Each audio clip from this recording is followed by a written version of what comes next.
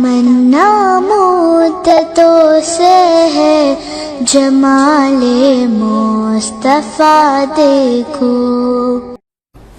یہ کہتی ہیں کہ بعض اوقات دنیاوی کاموں میں ہم مشغول ہوتے ہیں اور توجہ جو ہے وہ دنیاوی کاموں کی طرف ہوتی ہے اور ہم ساتھ ساتھ ذکر الہی بھی کر رہے ہوتے ہیں.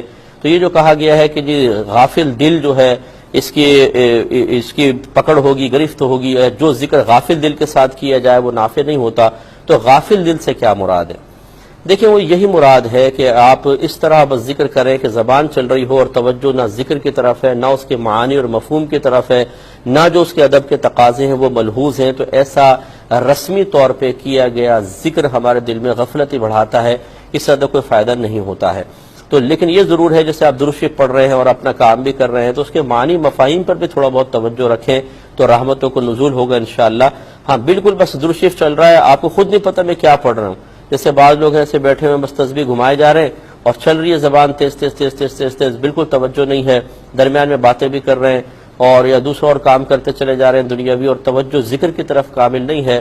یہ غلط طریقہ کار ہوتا ہے. تو معنی مفہوم اس طرح ادب احترام تھوڑا بہت ملحوظ رکھ کر پھر ساتھ ساتھ کام کرتے رہیں تو کوئی حرج نہیں ہے. یہاں پہ یہی مراد ہے.